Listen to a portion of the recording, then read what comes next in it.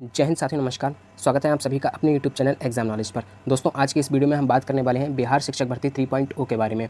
और आज की इस वीडियो में हम आपको एक छोटे से एनालाइज के माध्यम से पीआरटी यानी कि 1 to 5 की एक्सपेक्टेड कट ऑफ बताने वाले हैं।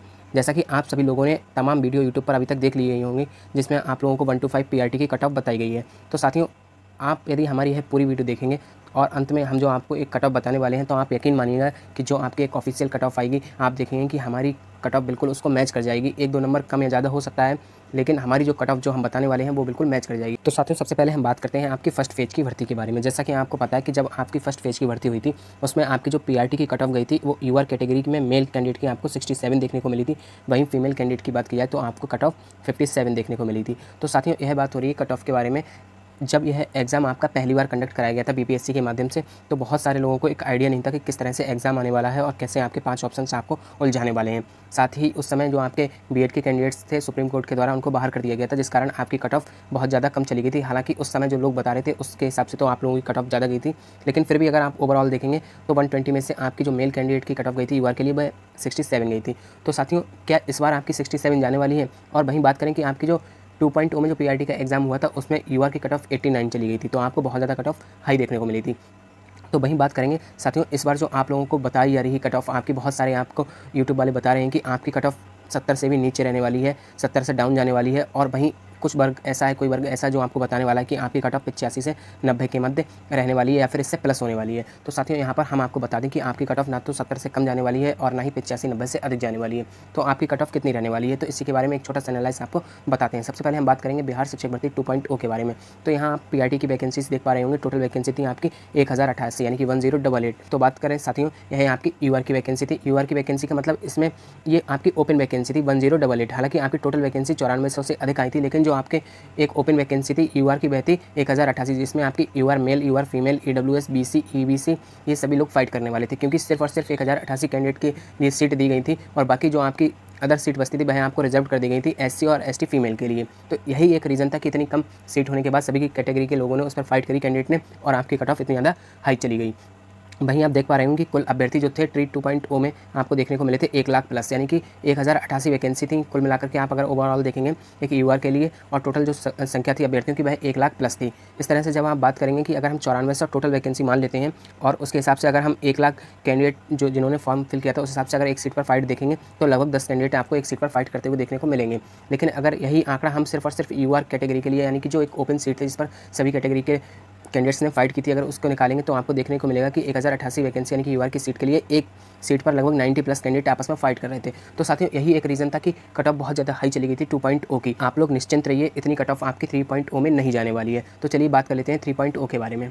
तो साथियों, अब हम बात कर लेते हैं तृतीय चरण की शिक्षक भर्ती के बारे में, यानी कि बीपीएससी ट्री 3.0 के पीआरटी एग्जाम के बारे में। जैसा कि आप सभी को पता है कि आपका जो पहले एग्जाम हुआ था वह कैंसिल हो गया था, उसके बाद आपका एक री एग्जाम कराया गया था, और अब हम उसी की कट ऑफ आपको बताने वाले हैं कि आपकी कट ऑफ कितनी रहती है। यदि आप हमारे द्वारा बताई गई कट ऑफ के आसपास अपना स्कोर कर पाएंगे तो आप यकीन मानिएगा कि 100% आप सेफ हो जाएंगे।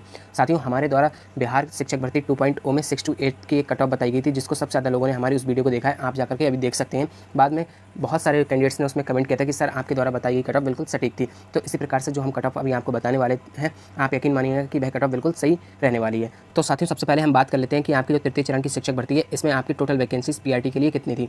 तो साथियों, आपकी कुल वैकेंसीज थी 21,771। और साथियों, यहाँ हम बता दें आपको कि यह हम आपकी जनरल वैकेंसीज की बात कर रहे हैं, यानी कि इसमें आपकी यूआर और बांग्ला की जो वैकेंसीज हैं वो शामिल नहीं है। तो यहाँ पर आप टोटल वैकेंसीज देख पा रहे हैं 21,771 वैकेंसी है। वहीं अगर आप इनको कैटेगरी वाइज देखेंगे तो यूआर मेल की कैंडिडेट के लिए आपको वैकेंसी देखने को मिलेगी 2976, फीमेल की लिए बात की जाए तो 2485, ईडब्ल्यूएस मेल 1184, और वहीं ईडब्ल्यूएस फीमेल 989।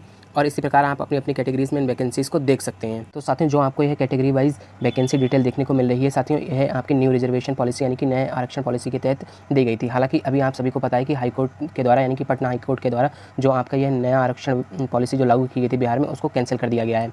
अभी इसको सुप्रीम कोर्ट में चैलेंज किया गया है, देखिए वहाँ से क्या निर्णय आता है। हालांकि जहाँ तक है 90% चांस यह है कि अब आपके जो इसमें लागू होने वाला होगा वह आपकी पुरानी आरक्षण पॉलिसी ही लागू होगी, यानी कि आपके न्यू वाली जो आरक्षण पॉलिसी है उसको सुप्रीम कोर्ट के द्वारा भी राहत नहीं मिलने वाली है सरकार को, यानी कि उसको मना कर दिया जाएगा। तो इस प्रकार आप देखेंगे, यदि आपका जो अभी इस समय लागू है वह 65% आरक्षण लागू है, यानी कि जनरल के लिए आपके पास जो टोटल आरक्षण बचता है वह आपका 25% बचता है, क्योंकि 65% आपका बैकवर्ड क्लासेस के लिए हो गया है, वहीं 10% आपका ईडब्ल्यूएस का आरक्षण हो जाएगा। इस प्रकार आपको बचता है सिर्फ 25% यूआर के लिए।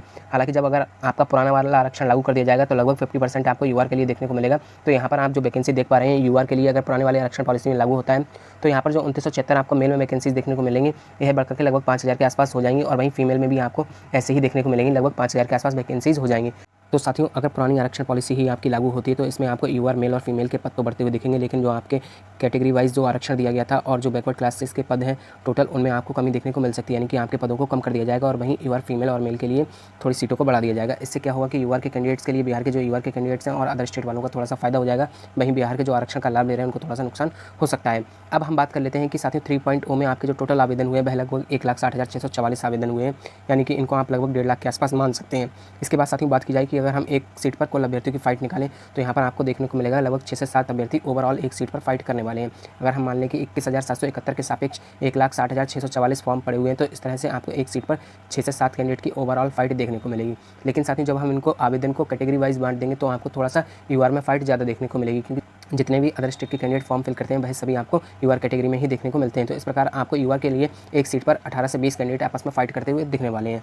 तो साथियों इतना सभी आकलन करने के बाद अब हम आपको बताएं कि आपकी जो कट ऑफ है वह ना तो आपकी ट्री 1.2 की तरह बहुत कम जाने वाली है, यानी कि उतना कम जाने वाली है, और ना ही आपके 2.0 की तरह बहुत ज़्यादा अधिक जाने वाली है। तो आप लोग निश्चिंत रहिएगा कि आपकी कट ऑफ 85 से 90 के आसपास नहीं जाएगी। जो हम अभी आपको बताने वाले हैं, यदि आपका स्कोर इतना रहता है तो आप लोग 100% सेफ हो जाएंगे और आप अपनी एक नौकरी पक्की कर लेंगे। तो चलिए साथियों, हम आपको आपकी कट ऑफ के बारे में बता देते हैं।